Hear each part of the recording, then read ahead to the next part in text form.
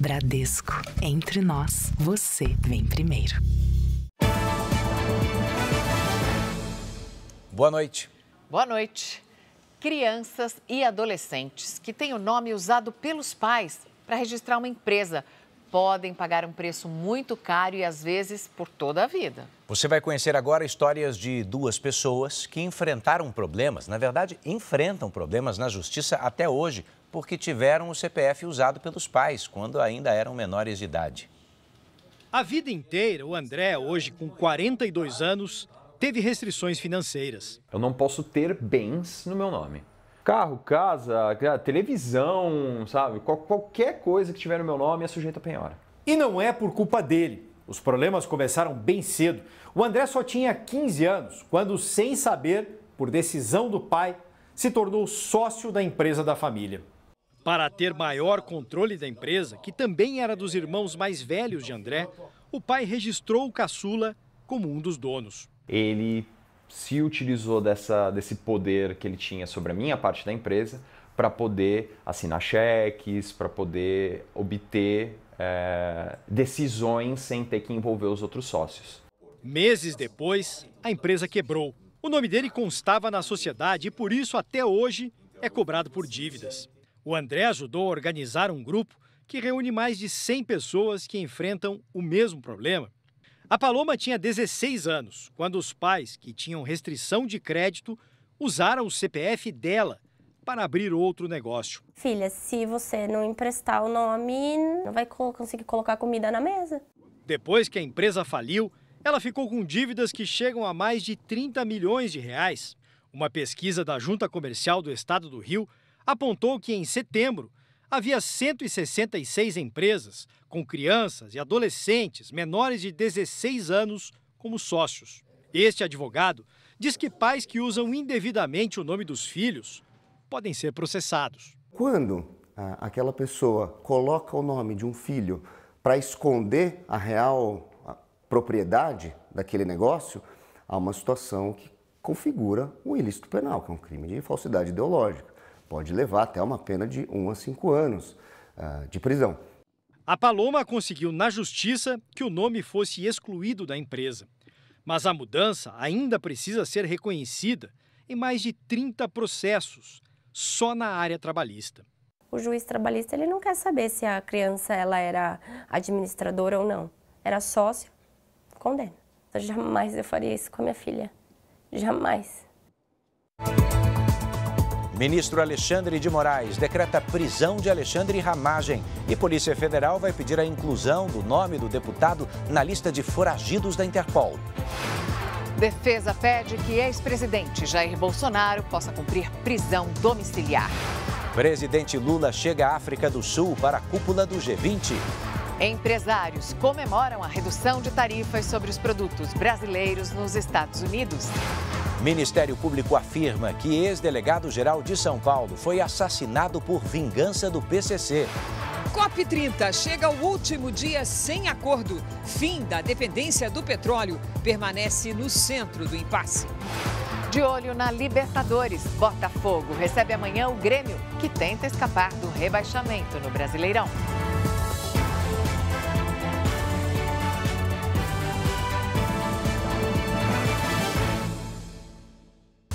Oferecimento: Bradesco. Fuja de cilada financeira.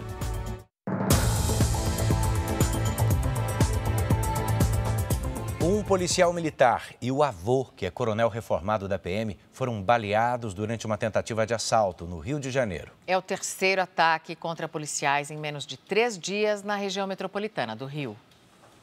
O aviso no muro alerta que os crimes por aqui são frequentes.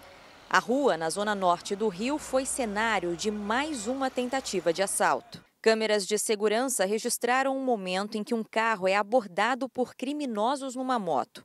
O motorista reage e avança contra os assaltantes. Quando eu joguei para cima dele, eu vi um tiro e aí eu já perdi o controle do carro e aí já bati. Os suspeitos fugiram depois de roubar um motociclista que passava pelo local. O alvo da tentativa de assalto era um policial militar de Minas Gerais. Ele estava no carro com o avô, um coronel reformado da PM, de 82 anos, e com a avó, de 81. Avô e neto foram baleados, receberam atendimento no hospital e estão fora de perigo. Apenas a idosa, que foi ferida por estilhaços, continua internada. As vítimas ainda vão prestar depoimento na delegacia. A polícia faz buscas na região para tentar identificar e prender os criminosos. Essa é a terceira tentativa de assalto a policiais em apenas 3 dias na região metropolitana do Rio. O PM atingido contou que quer voltar para casa e levar junto a família que ainda mora no Rio. Estou fora há quase 6 anos e venho aqui praticamente uma vez por mês para visitar minha família, minha filha. Meu sonho hoje é levar todo mundo embora. A mulher que foi enganada por um falso major do Exército em Belo Horizonte falou com o Jornal da Record. O ex-companheiro dela se passava por militar, chegou a forjar o casamento dos dois e ainda fez ameaças. Agora foi preso, mas pagou fiança e já está na rua. 1 ano de relacionamento com um homem que se passava por major do Exército. Nunca conseguia conversar com ninguém que supostamente era da família dele, sabe? E isso já foi uma das inconsistências que eu comecei a perceber. Farda, boina e distintivos. Tudo não passava de uma farsa. André Ribeiro de Souza Martins, de 24 anos, enganou a própria esposa até no casamento. A cerimônia, sem a presença de nenhum parente do noivo, foi celebrada por um falso juiz. Todos os documentos que ele me entregava, certidão de nascimento, a certidão de casamento também, tudo era autenticado. André Ribeiro foi preso depois que os sogros ficaram desconfiados e chamaram a polícia. O falso major foi solto após o pagamento de uma fiança de R$3.000. Ele havia sido detido por praticar violência psicológica contra a mulher.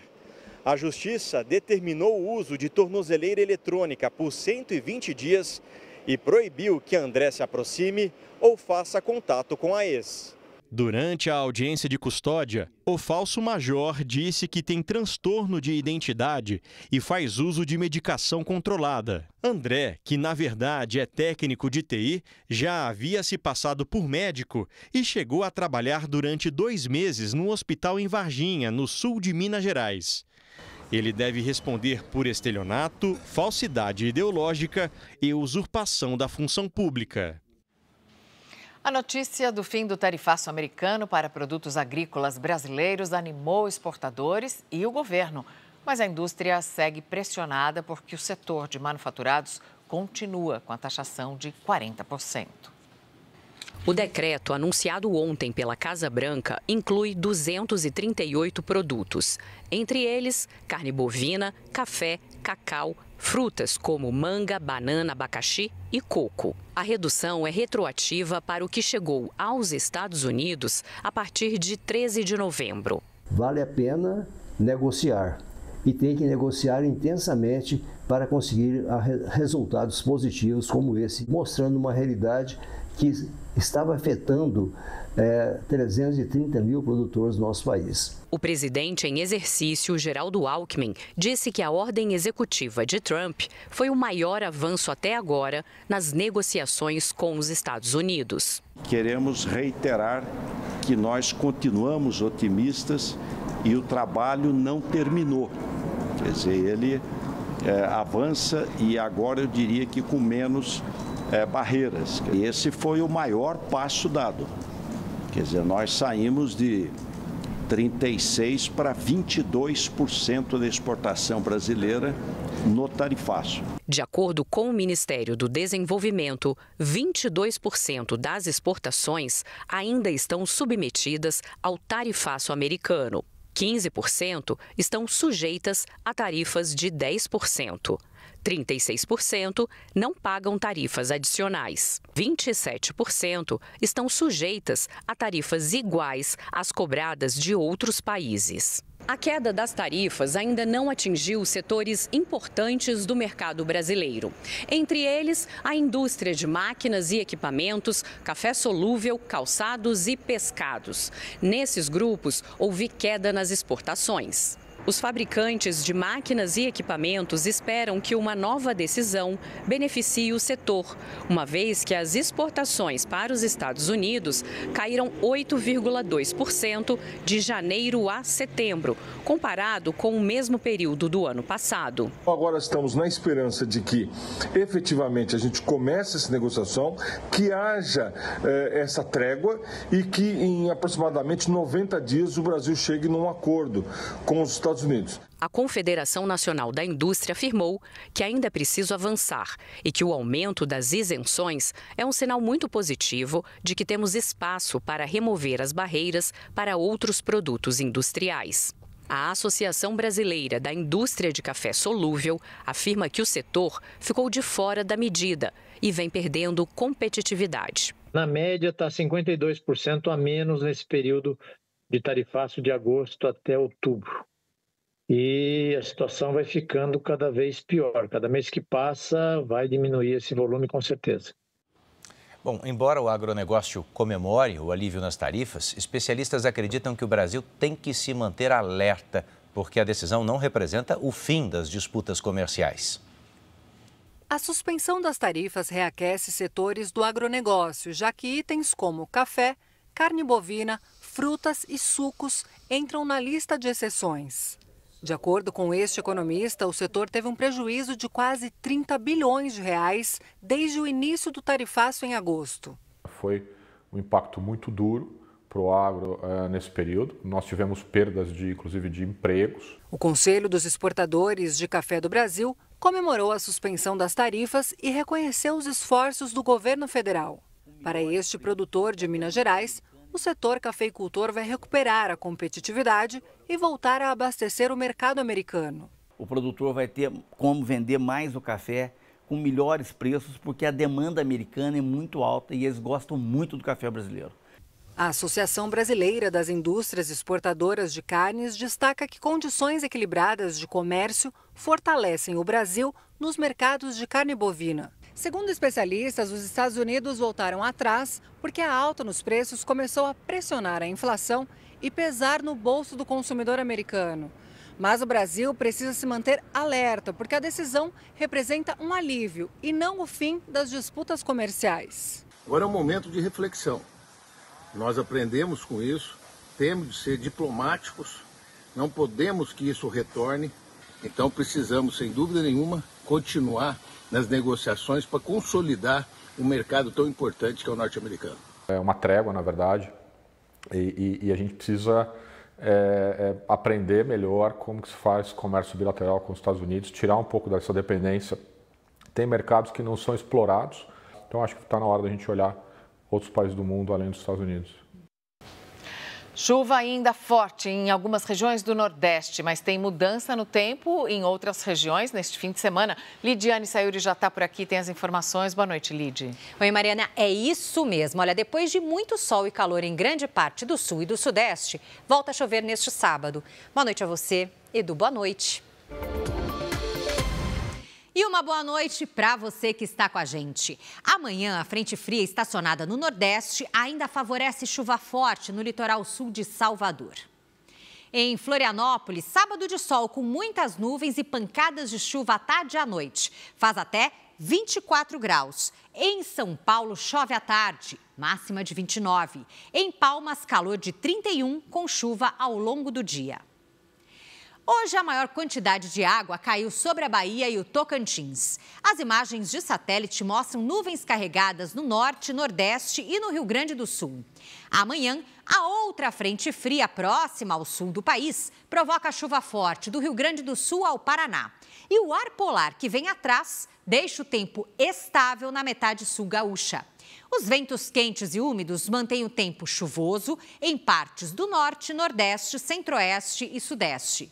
Tem alerta para temporais no Amazonas, Mato Grosso e Tocantins. Em Curitiba, faz 27 à tarde. Em Belo Horizonte, 30. 35 em Cuiabá. Em Belém, 32. e até 31 em Maceió. Tempo Delivery. A Dalva é de Anápolis, Goiás. Boa noite, Dalva. Sábado de sol com muitas nuvens e pancadas de chuva à tarde e à noite. Faz 28 graus. Domingo tem previsão de pancadas de chuva, máxima de 26. Na segunda, também 26 e chove a qualquer hora.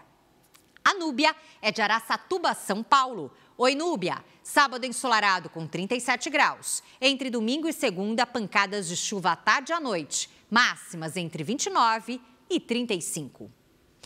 Participe do nosso Tempo Delivery pelas redes sociais com a hashtag você no JR. Mariana, Edu. Obrigada, Lid. O Exército de Israel divulgou imagens de uma operação em Rafah, no sul da faixa de Gaza. Os soldados encontraram um dos túneis mais complexos já feitos pelos terroristas do Hamas. O corredor subterrâneo tem mais de 7 quilômetros de extensão. Segundo os militares israelenses, o local era usado para esconder armas e preparar ataques.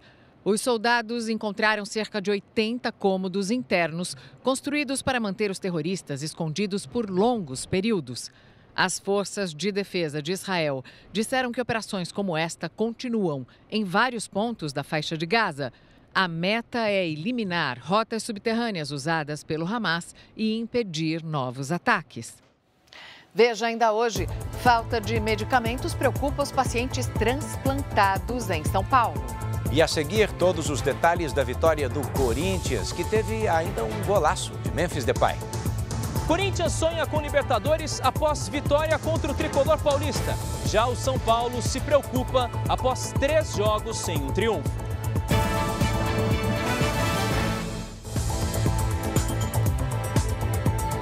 Corinthians e São Paulo prometeram um clássico majestoso e entregaram tudo. Vitória do Corinthians por 3-1. E o destaque, hein, Mariana? Foi Memphis Depay. Bruno Lohan está com a gente. Boa noite, Bruno. O holandês marcou um golaço.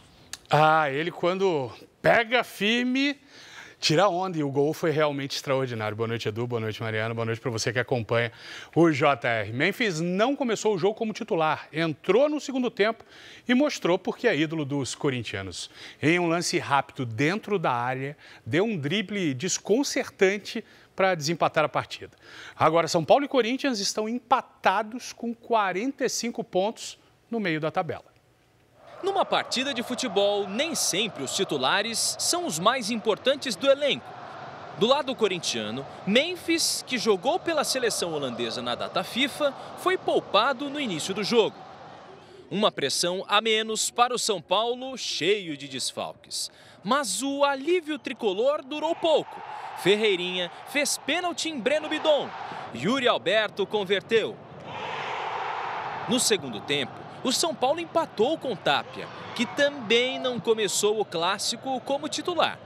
Para buscar a vitória, foi preciso que a esperança alvinegra entrasse em campo.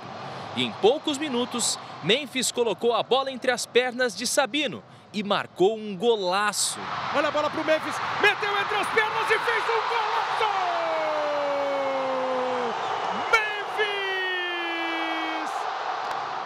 E ainda deu tempo para Yuri Alberto ampliar em uma noite de gala para o Corinthians e de preocupação para o São Paulo.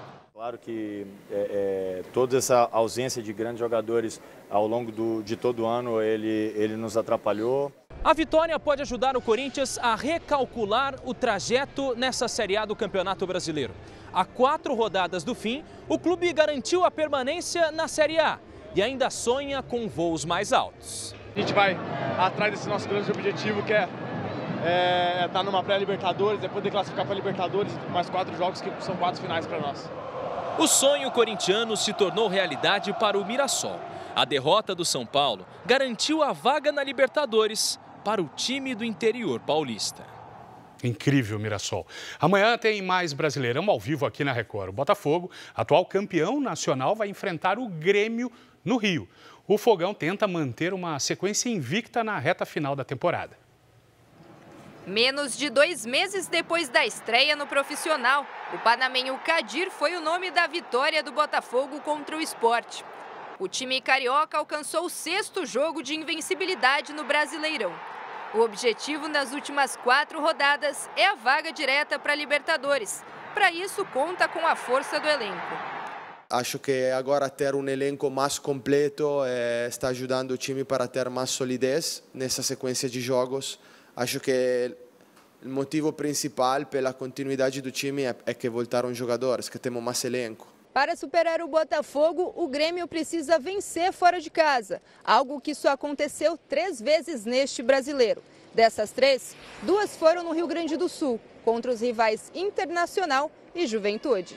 Acho que é isso que nós temos que fazer nessas últimas rodadas, pontuar. Serão jogos difíceis, como o jogo do Botafogo, como o jogo do Palmeiras logo na terça-feira. Amanhã, no Engenhão, o Grêmio tenta acabar de vez com a chance de rebaixamento e vai apostar na boa fase do atacante Carlos Vinícius, que estreou em agosto e já fez 8 gols no campeonato. Então fique ligado, amanhã, a partir das 7 da noite, Botafogo e Grêmio vão se enfrentar no Rio de Janeiro com transmissão ao vivo da Record, do R7 e do Record Plus. Mariana, Edu. Boa viagem para lá, Bruno. Boa Obrigado. cobertura. Você vai ver a seguir, o Ministério Público denuncia suspeitos de envolvimento na morte do ex-delegado-geral de São Paulo. E também o ministro Alexandre de Moraes decreta a prisão preventiva de Alexandre Ramagem. Deputado fugiu para os Estados Unidos, apesar de decisão que o impedia de deixar o Brasil.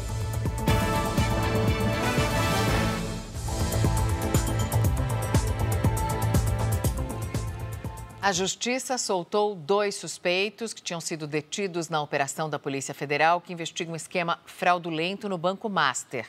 Daniel Vorcaro, o dono do banco, continua preso em São Paulo. Bom, a defesa de Vorcaro nega que ele tenha tentado fugir do Brasil. O piloto do avião que o levaria aos Emirados Árabes disse ao Jornal da Record com exclusividade que a viagem já estava programada. No coração financeiro do país, a prisão de Daniel Vorcaro foi o principal tema das discussões do mercado esta semana. O dono do Banco Master foi detido por policiais federais na segunda-feira, dia 17, quando passava pelo raio-x do Aeroporto Internacional de São Paulo, em Guarulhos. A operação foi deflagrada para apurar supostas fraudes financeiras com a venda de títulos de crédito falsos. A viagem de Daniel Vorcaro num avião particular teria como destino final Dubai, nos Emirados Árabes, com escala em Malta, na Europa, e ocorreria horas depois do anúncio da venda do Banco Master para o Grupo Fictor. A Polícia Federal investiga se o banqueiro pretendia fugir do país. A defesa nega qualquer tentativa de fuga e afirma que este documento comprova que o voo foi agendado antes da operação. O piloto Tiago Freitas Cardoso, que levaria Vorcaro na segunda-feira, afirma que a preparação começou dias antes da prisão. Por ser um voo muito extenso, bem complexo, então a gente precisa de um tempo de antecedência, de 2 a 3 dias pré-voo, né, para a gente poder fazer toda a programação, toda a burocracia. Já no dia 15 de novembro, a gente já fez a solicitação de slot, que é um código de confirmação de aeroporto, né, para pouso, autorização de pouso e permanência da aeronave. Tiago relata que seria feita apenas uma parada técnica na ilha de Malta. Devido ao alcance da aeronave, a gente pararia em Malta, né, que é no Mediterrâneo, e de Malta a gente prosseguiria para Dubai, né. A Polícia Federal chegou a realizar buscas no avião. Eles avisaram que a Polícia Federal interceptou o passageiro na sala de embarque e, mesmo assim, nós ficamos aguardando lá na aeronave. Por volta de 5, 10 minutos depois, a própria Polícia Federal chegou na aeronave, fizeram uma busca na aeronave e nos informaram que o voo não aconteceria. Daniel Vorcaro teve o pedido de habeas corpus negado pela Justiça e permanece preso na sede da Superintendência da Polícia Federal em São Paulo, assim como outros 4 investigados. Nesta sexta-feira, André Maia e Henrique Pereto, também alvos na operação, foram soltos. Eles são diretor e sócio de uma empresa suspeita de envolvimento no esquema. Pacientes transplantados enfrentam risco de vida com a falta de medicamentos em São Paulo e na região metropolitana. A farmácia central, que é responsável pela distribuição, ficou sem estoque neste mês. O movimento intenso é rotina aqui. Esta é a farmácia central no bairro Cambuci, em São Paulo, um dos principais pontos de distribuição de medicamentos de alto custo. Essa mulher, que preferiu não se identificar, busca remédios para o pai e relata como o local funciona. Tem que estar sempre voltando ou ligando para saber se tem a medicação e não tem. Quem conhece bem essa situação é a Thaís. O Jornal da Record mostrou a história dela em outubro do ano passado. Ela aguardava por transplantes de rim e pâncreas. Depois de 5 anos, conseguiu. Realmente uma vida nova. A cada 3 vezes na semana eu tinha que ir na hemodiálise e tomava todo o meu tempo. Agora eu tenho mais tempo para tudo, né? Depois do transplante, Thaís precisa de medicamentos para evitar a rejeição dos órgãos. O tratamento pode custar mais de R$12 mil por ano.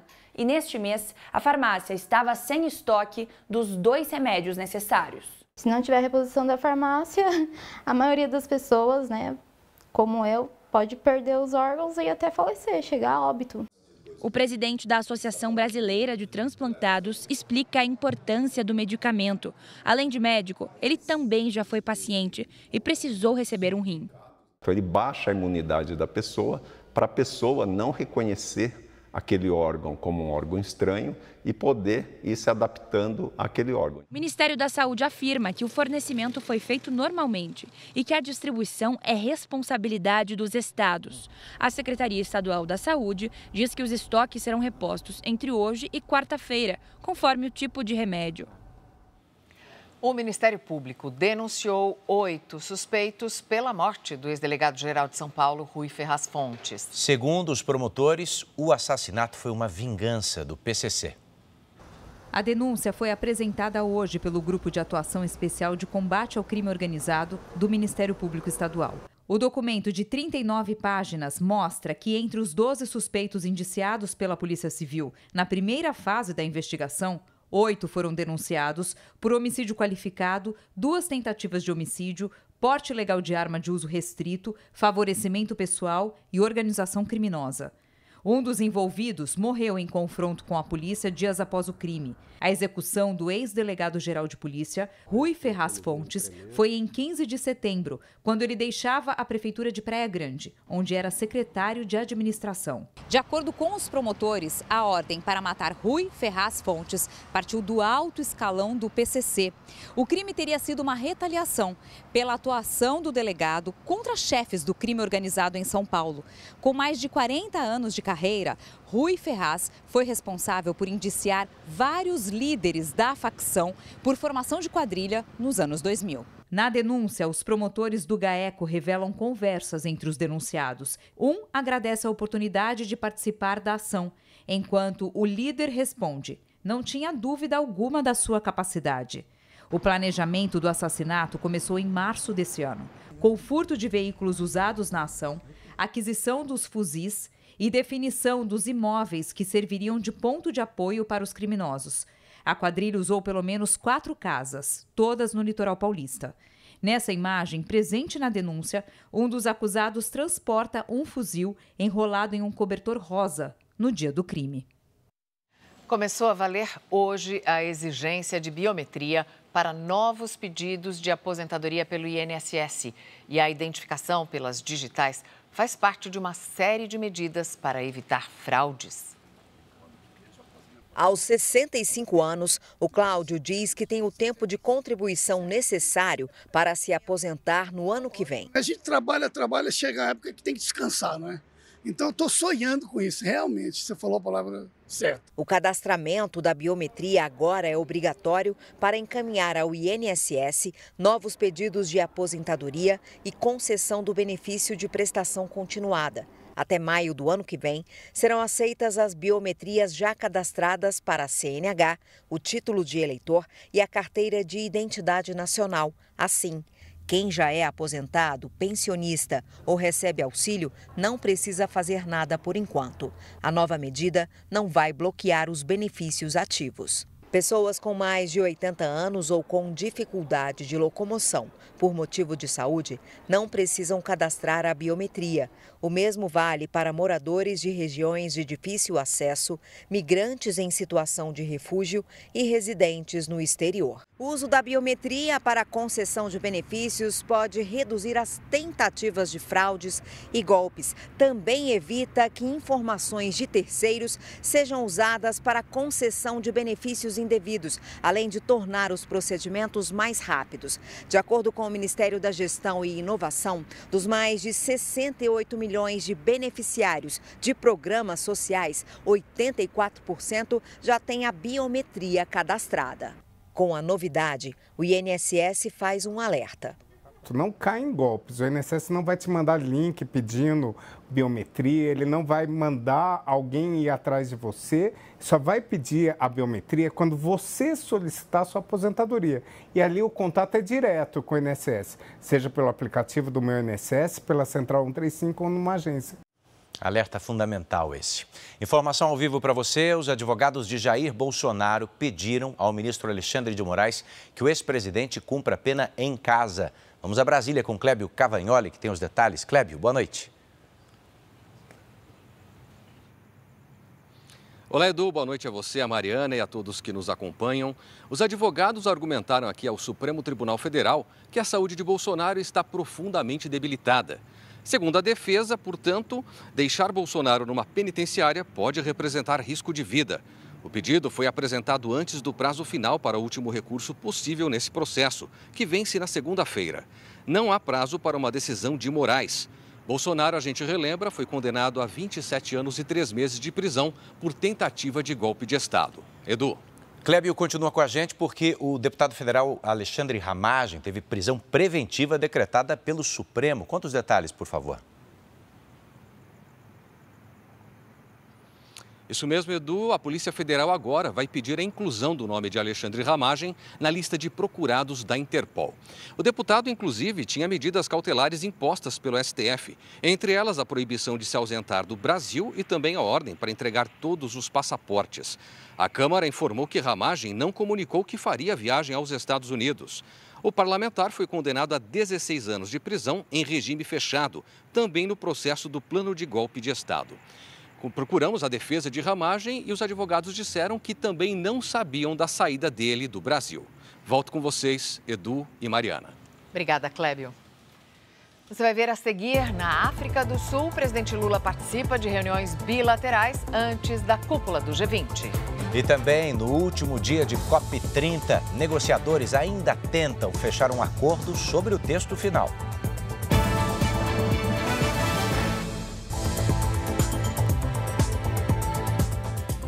Não para de chover na Bahia. O Instituto Nacional de Meteorologia emitiu, inclusive, um alerta de novos temporais para mais de 340 cidades do estado. As fortes chuvas que já superaram em volume tudo o que era previsto para esse mês, abriram um buraco e interditaram uma rodovia. Bastou 1 hora de chuva forte para uma enorme cratera se abrir na BR-116 em Tucano, no nordeste da Bahia. O asfalto cedeu e a rodovia foi totalmente interditada. Muitos caminhoneiros voltaram de marcha ré. Não está passando a ninguém. Ainda não há previsão para liberar a pista. A gente pede ao condutor que iria passar por esse trecho que utilize aí rotas alternativas. Em Feira de Santana, um carro foi arrastado pela enxurrada e caiu num córrego. O motorista foi levado pela água e conseguiu ser resgatado por moradores. O temporal atingiu 344 municípios baianos. O Instituto Nacional de Meteorologia emitiu alerta laranja para chuvas intensas pelo menos até amanhã no estado. Aqui em Salvador, a Defesa Civil registrou mais de 120 ocorrências relacionadas aos estragos provocados pela chuva.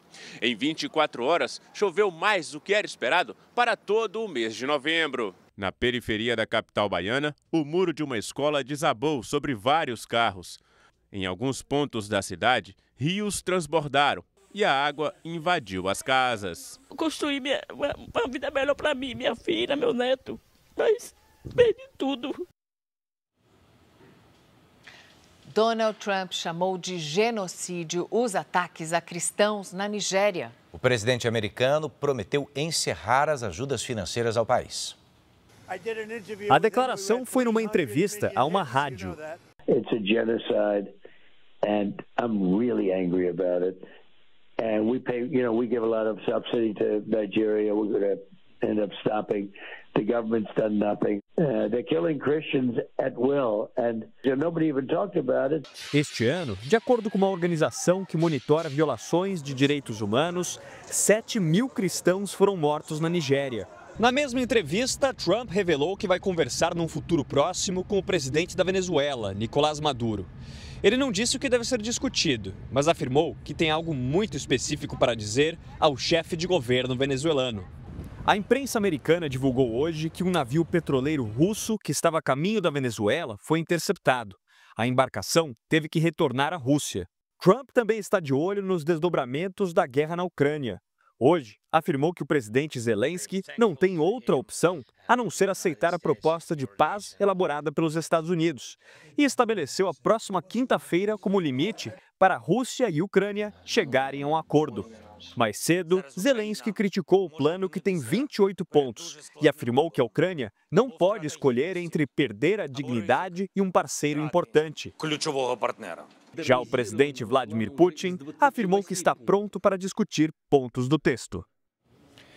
O presidente Lula chegou hoje à África do Sul para participar da cúpula do G20. O principal fórum de cooperação econômica internacional acontece neste final de semana. Lula chegou em Joanesburgo pouco antes do meio-dia no horário local. À tarde, ele se reuniu com o presidente da África do Sul, Cyril Ramaphosa. Também estavam presentes o ministro da Fazenda, Fernando Haddad, o chanceler Mauro Vieira e o assessor especial para assuntos internacionais, Celso Amorim. Os líderes reforçaram a importância da cooperação internacional e trataram de interesses bilaterais. Brasil e África do Sul avaliam agora a possibilidade de ampliar o acordo entre Mercosul e os países do sul da África, que formam uma união aduaneira.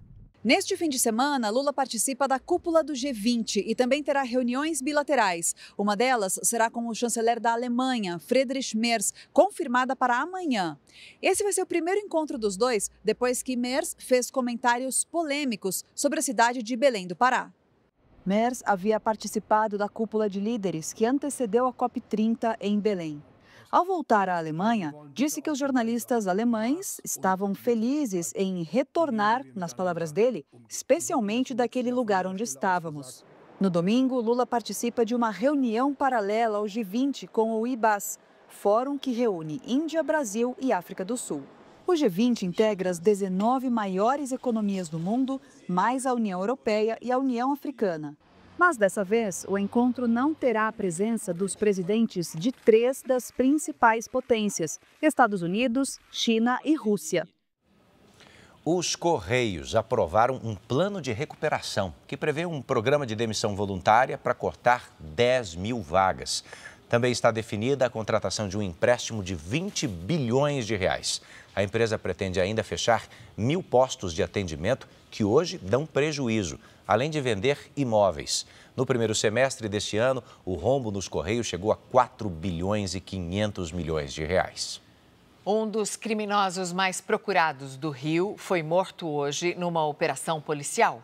Esse traficante era apontado como um dos responsáveis pelo assassinato de um agente de operações da Polícia Civil no começo do ano. Armado e vestido de roupa camuflada, o criminoso gostava de se exibir nas redes sociais. As postagens de Luiz Felipe Romão, o Mangabinha, ajudaram na localização dele na Cidade de Deus, zona sudoeste do Rio. O traficante era a segurança dos chefes do Comando Vermelho e foi morto em confronto com policiais. O traficante tinha 5 registros criminais e mandados de prisão em aberto.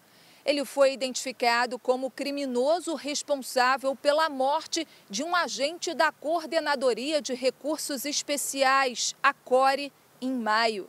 O policial José Antônio Lourenço Júnior foi assassinado em uma emboscada. Ele dava apoio a equipes da Vigilância Sanitária numa fiscalização de fábricas clandestinas de gelo. Ser esposa de um policial é viver numa angústia, com uma sensação de medo, de impotência. Outros 2 homens que também teriam participado do assassinato do agente já foram mortos pela polícia.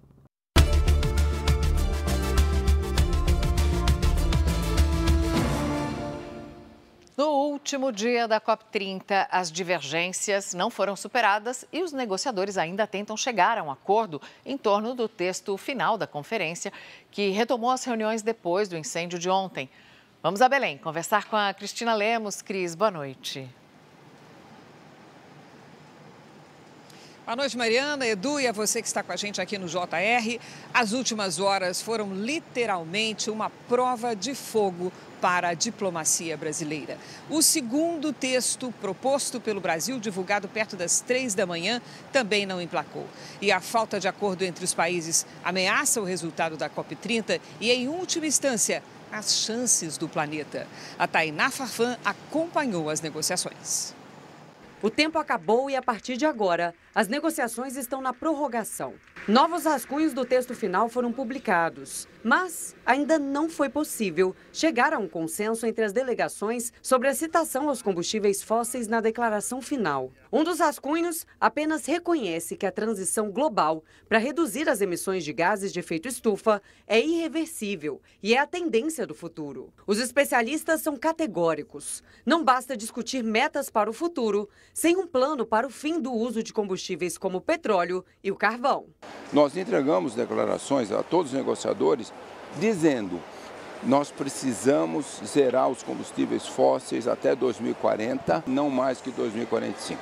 O clima nos bastidores é de frustração para 86 países, incluindo o Brasil, que defendem o mapa do caminho para o fim dos combustíveis fósseis. Países como China, Índia, Rússia, África do Sul, Indonésia, Arábia Saudita e Emirados Árabes ainda não se manifestaram sobre o tema. No fim da tarde, o presidente da Colômbia, Gustavo Petro, publicou nas redes sociais uma carta em nome de 40 países, dizendo que a COP vai fracassar se não incluir os combustíveis fósseis na declaração final. O comissário europeu para o clima também demonstrou insatisfação e afirmou que o que está em discussão agora é um não acordo. Nos rascunhos também não há unanimidade sobre o financiamento climático de países ricos para países em desenvolvimento. Tudo complexo, porque é um equilíbrio, né? E aí, se você tira de um, você tem que botar no outro. Se um está favorecido de um lado, o outro tem que ser favorecido do outro. Dentro desta sala, ministros e negociadores tentaram intensamente nas últimas horas chegar a um acordo sobre o mutirão, o principal texto para a presidência brasileira. A negociação é feita palavra por palavra, mas o que parece ser um detalhe pode mudar o futuro da humanidade. O objetivo é manter a meta do Acordo de Paris, que limita o aquecimento global em 1,5 graus. Com o cronômetro chegando ao fim, o presidente da COP mudou o tom e alertou: se o mundo não reafirmar o Acordo de Paris, todos vão sair perdendo. Everybody will lose. Com a retomada das atividades após o incêndio de ontem, a interdição de todos os estandes dos países aqui na COP30 mudou completamente o ambiente, retirou 60% das pessoas que circulavam aqui dentro e o clima de confraternização entre as nações acabou se tornando outro, com foco nas decisões. A Polícia Federal assumiu a investigação sobre as causas do incêndio. Acompanhe com Ingrid Gribel. Dezenas de extintores de incêndio foram recolocados na Blue Zone no dia seguinte ao incêndio. Faixas bloquearam a entrada em todos os estandes no pavilhão dos países. Quando eu cheguei aqui, já fechado aqui, já me avisaram que não haverá nenhuma nos pavilhões, nenhuma palestra, nenhuma programação. Às 2h da tarde de ontem, o incêndio atingiu o pavilhão da África Oriental. Todos os que participavam da COP precisaram sair às pressas e as negociações da conferência foram suspensas. Os bombeiros controlaram as chamas em 6 minutos. Integrantes das delegações vieram hoje em busca de equipamentos e objetos deixados para trás. Temos as nossas malas, todo o equipamento, temos tudo lá dentro. A Polícia Federal mandou peritos de Brasília até Belém para ajudar nas investigações sobre as causas do incêndio aqui na COP30. Eles vão atuar em conjunto com as equipes que já realizam a perícia no pavilhão desde ontem. Na semana passada, a ONU enviou uma carta ao governo brasileiro questionando a segurança do evento. No documento, o secretário executivo da ONU alertou que havia água no teto, o que poderia causar riscos à segurança devido à exposição elétrica. e pediu reparos urgentes. Depois do incêndio, 27 pessoas precisaram de atendimento médico. O acesso ao pavilhão começou a ser liberado ontem, perto das 9 da noite, e as negociações da Conferência Climática foram retomadas. O trabalho de construção do consenso em torno de quase cada palavra da Declaração de Belém, que é o documento principal aqui da COP30, e ainda da eventual decisão de capa, que vai ser assinada pelo presidente da COP. Esse trabalho vai entrar pela madrugada e pode estender o fim da COP30, pelo menos até amanhã. Nós seguimos acompanhando direto aqui de Belém. Edu, Mariana? Tempo correndo, Cris. Muito obrigado.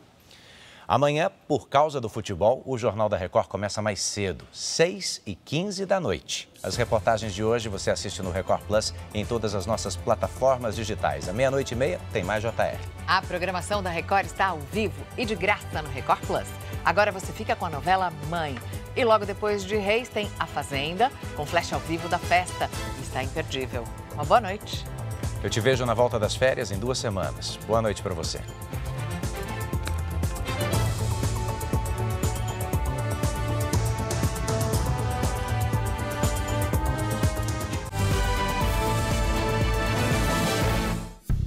Bradesco. Entre nós, você vem primeiro.